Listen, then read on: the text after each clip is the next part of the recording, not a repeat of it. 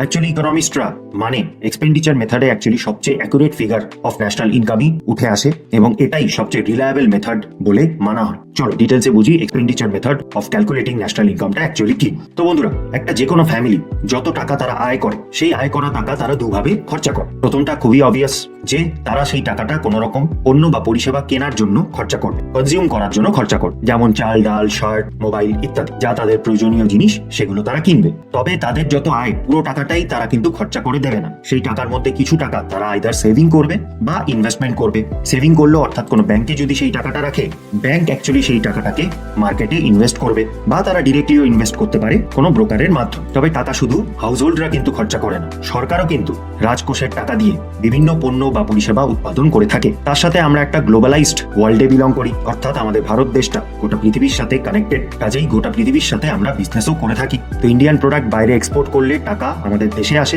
আবার বিদেশি product India import করলে টাকা আমাদের দেশ থেকে বেরিয়ে যায়। তো আলটিমেটলি এক্সপেন্ডিচার মেথড এই সমস্ত জিনিসগুলোকেই কিন্তু মেজার করে। তো এবারে আসি এক্সপেন্ডিচার মেথডের মাধ্যমে ন্যাশনাল ইনকাম ক্যালকুলেট করলে সেটার formula GDP at market price equal to personal consumption expenditure. বলতে এখনই তোমাদের যেটা বোঝালাম যে ফ্যামিলি যেই টাকাটা আয় করে সেটা দিয়ে তারা কনজাম্পশন এক্সপেন্ডিচার কত করে থাকে সেটা এখানে যোগ করা হয়। পার্সোনাল এক্সপেন্ডিচার যে কোনো জিনিসের পিছনে হতে পারে, ফুড হতে পারে, ক্লোথ, ট্রান্সপোর্ট, স্মার্টফোন ইত্যাদি। পার্সোনাল কনজাম্পশন এক্সপেন্ডিচারের সাথে যোগ হয় ইনভেস্টমেন্ট। আমরা এখনই দেখে নিলাম যে ফ্যামিলি তাদের আয় করা টাকা পার্সোনাল কনজাম্পশন বাদেও কিন্তু তারা সেভিংস বা ইনভেস্টমেন্টে খরচা করে। সেভিং করলে ব্যাংকে রাখে, ব্যাংক সেই টাকাটা মার্কেটে নিবেশ করে অথবা নিজেরা ডিরেক্টলি মার্কেটে নিবেশ করে, এবং যদি নিজেদেরই বিজনেস থাকে সেখানে তারা সেই টাকাটা ইনভেস্ট করে। কোনো ফ্যামিলির যদি ফ্যাক্টরি থাকে সেখানে তারা ইনভেস্ট করবে, বা হয়তো কমার্শিয়াল বা ডোমেস্টিক পারপাসের জন্য তারা বিল্ডিং কিনবে, মেশিনারি কিনবে ইত্যাদি। এর সাথে যোগ হয় গভর্নমেন্টের এক্সপেন্ডিচার। সেটাও এখনই দেখলাম যে গভর্নমেন্ট রাজকোষের টাকা বিভিন্ন জিনিসের পিছনে খরচা করে থাকে। পাবলিক পারপাসের জন্য রাস্তা বানায়, স্কুল বানায়, হসপিটাল বানায়, ল অ্যান্ড অর্ডার বা ডিফেন্সের পরিষেবা মানুষকে দিয়ে থাকে।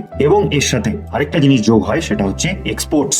ভারত রপ্তানি করে কত টাকা বিদেশ থেকে কামায়, যেমন আমরা চা, ওষুধ, সফটওয়্যার, কাপড় জামা এগুলো আমরা জেনারেলি এক্সপোর্ট করে থাকি। সেই এক্সপোর্টটা করে আমাদের কিছু আয় হয়, সেটাও আমাদের জাতীয় আয়তে যোগ করা হবে। কিন্তু তার থেকে সাবস্ট্রাক্ট করা হবে যেগুলো আমরা ইম্পোর্ট করলাম, যেহেতু ইম্পোর্ট করলে দেশের অর্থ বাইরে বেরিয়ে যায়। আমরা মেইনলি ক্রুড অয়েল অর্থাৎ পেট্রোলিয়াম আমরা ইম্পোর্ট করে থাকি, ইলেকট্রনিক গ্যাজেটস আমরা ইম্পোর্ট করে থাকি, গোল্ড আমাদের দেশে পাওয়া যায় না কিন্তু আমাদের কালচারের পার্ট, তাই জন্য আমরা হেভি মাত্রায় আমরা গোল্ড ইম্পোর্ট করি, তার সাথে বিভিন্ন মেশিন। তো এইভাবে করে এক্সপেন্ডিচার মেথডের মাধ্যমে আমরা ন্যাশনাল ইনকাম মেজার করে থাকি। একটাই প্রশ্ন বা একটাই দৃষ্টিকোণ থেকে expenditure method national income calculate করে, সেটা হচ্ছে বাজারে কত টাকা খরচা হলো, কারণ একজনের খরচা আরেকজনের আয় এবং আলটিমেটলি সেটা দেশের আয়।